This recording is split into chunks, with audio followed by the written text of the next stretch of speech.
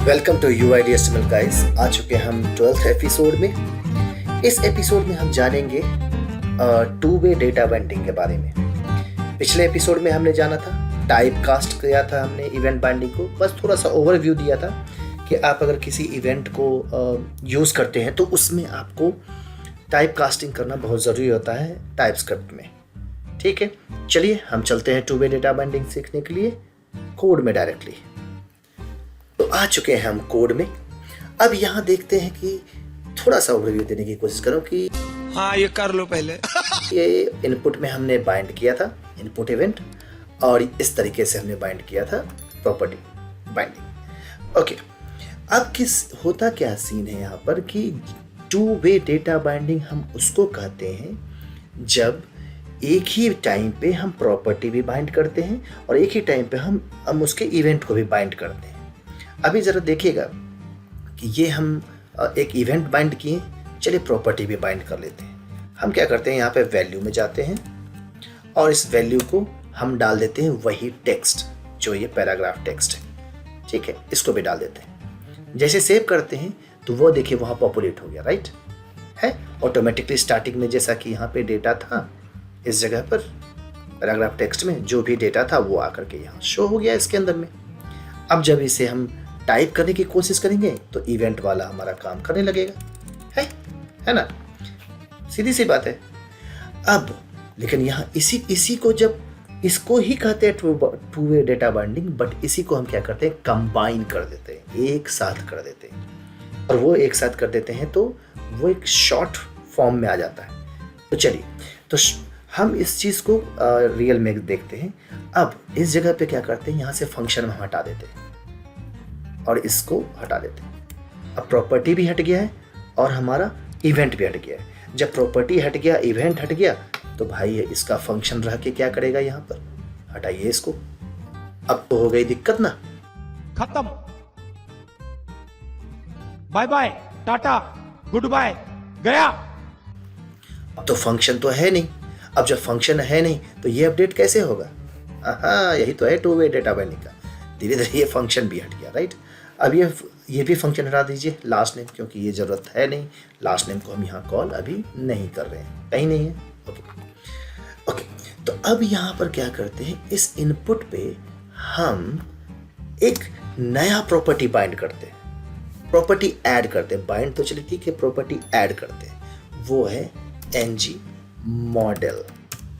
ये ng model क्या है भाई, ये एक्चुअली ng मॉडल है, एक फॉर्म लाइब्रेरी से आता है जो एक मॉडल देता है, हम बना देता है हमारे इनपुट को, जहाँ पर कि हम टाइपिंग इसकी वैल्यू को गेट करना और इसमें कुछ टाइप करेंगे तो उसका वैल्यू आ जाना है, वो हम इससे गेट कर सकते हैं, राइट। तो चलिए सबसे पहले ये इसी को हम बाइंड करते हैं प्रॉपर्टी में भी और इवेंट में भी। तो प्रॉपर्टी और इवेंट दोनों बाइंड करने के लिए हम क्या करते हैं, इसको स्क्वायर ब्रैकेट में डालते हैं। और ये ng मॉडल के बारे में और भी डीप हम जानने की कोशिश करेंगे जब हम फॉर्म्स के बारे में डिटेल से पढ़ेंगे। झूठ बोल रहा है। No I am telling you. ठीक है, उस जगह पर। तो अभी तो आप ये ओवरव्यू हम इसलिए दे रहे हैं क्योंकि आपको जानना चाहिए कि two way data binding actually होता क्या है जगह पर, और उसको यूज केस हम अभी सिंपल है और वो और भी डीप में आगे जानेंगे। अब आप देख सकते हैं मैंने स्क्वायर डाल दिया, इसका मतलब हो गया ये प्रॉपर्टी के साथ बाइंड हो गया, राइट। अब अगर ये प्रॉपर्टी के साथ बाइंड हो गया तो चलिए हम यहाँ क्या करते हैं, इसमें डालते हैं पैराग्राफ टेक्स्ट। पैराग्राफ टेक्स्ट डाल दिए, सेव करते हैं, आ गया, राइट, कोई दिक्कत नहीं। हमने पैराग्राफ टेक्स्ट को जैसे इसके मॉडल बना के डाला और वो हमारा काम करने लगा, कोई दिक्कत नहीं। लेकिन अब हम चेंज करेंगे तो क्या होगा, चेंज करते हैं, क्या हो रहा है, कुछ भी नहीं, क्योंकि हम प्रॉपर्टी तो बाइंड कर दिए तभी तो वो वैल्यू आया।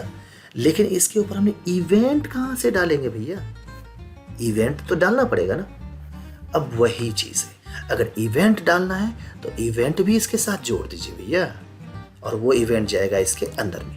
और इवेंट बस जोड़ने के लिए आपको पता ही है, स्मॉल ब्रैकेट के अंदर में इनक्लोज कर दीजिए। चलिए सेव करते हैं, और जैसे ही सेव करेंगे तो अभी तो जैसा पहले था वैसा ही हो गया कि पैराग्राफ टेक्स्ट में जो टेक्स्ट था वो आ गया। अब देखिए जादू, है ना, है ना जादू। हमने कोई फंक्शन कॉल किया नहीं, कुछ भी नहीं, लेकिन ये हो रहा है, राइट। कुछ भी टाइप करें, वो जहां जहां पैराग्राफ टेक्स्ट होगा वहां वहां चेंज कर देगा। तो एक ही साथ हमने प्रॉपर्टी भी बाइंड किया, एक ही साथ हमने इवेंट भी बाइंड किया। मजा आया, और मैं ये जो मजा है हिंदुस्तान के हर व्यक्ति को देना चाहता हूं। ओके, और वो पैराग्राफ टेक्स्ट जहां जहां था इस टेम्पलेट में वहां वहां चेंज किया। और यही नहीं, ये पैराग्राफ टेक्स्ट जब यहां भी कहीं अवेलेबल होगा वहां भी चेंज होगा। ये मत समझिए कि हम यहाँ चेंज कर रहे हैं, प्रॉपर्टी टेक्स्ट अवेलेबल है तो यहाँ पे चेंज होता जाएगा, नहीं, यहाँ भी चेंज होगा, इसके अंदर में भी। अगर मैं इसके ऊपर और भी मॉडल फॉर्म्स के अंदर में चेंज होगा, चलिए वो तो ठीक है, मैं तो आपको एक ओवरव्यू दिया, लेकिन एक चीज मैंने पीछे ऐड करके रखा था। Hey, I've seen this one. This is a classic. अगर मैं इसे हटा दूं, अभी इसको इंपोर्ट ना करूं, तो देखिए उधर एरर देगा। वो एरर इसलिए दिया कि आप जो ये एनजी मॉडल यूज करने की कोशिश कर रहे हैं वो एक्चुअली ये इनपुट का अपना प्रॉपर्टी नहीं है। आपने कभी एचटीएमएल में पढ़ा था कि कोई एनजी मॉडल भी होता है? नहीं, आपने टाइप पढ़ा होगा, टाइप टेक्स्ट, प्लेस होल्डर, ये सब पढ़ा होगा ना। लेकिन आपने उसमें रीड ओनली पढ़ा होगा, लेकिन ये एनजी मॉडल थोड़ी ना पढ़ा है आपने। भाई एनजी मॉडल अपने मन से उठा के डाल दोगे क्या?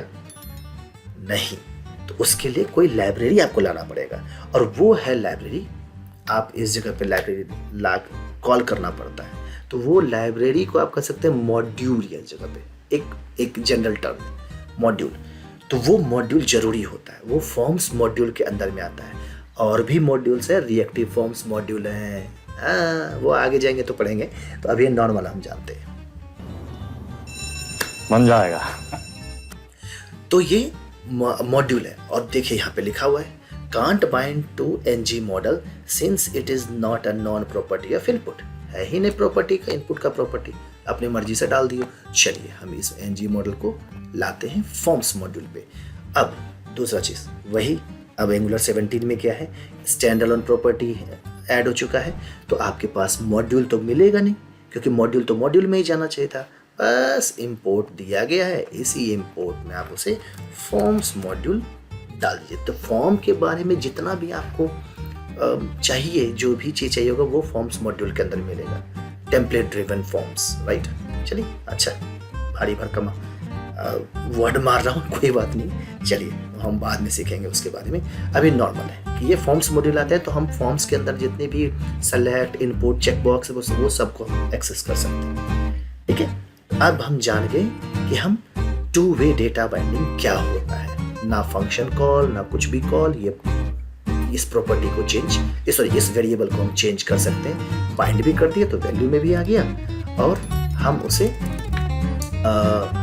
इस पे टाइप भी कर रहे हैं तो उसके ऊपर कुछ इवेंट भी जा रहा है, तो वो जहां जहां है वहां चेंज कर रहा है। तो ये था two way data binding, right. और मैं इसको अगले बार में थोड़ा फैक्टर भी करूंगा।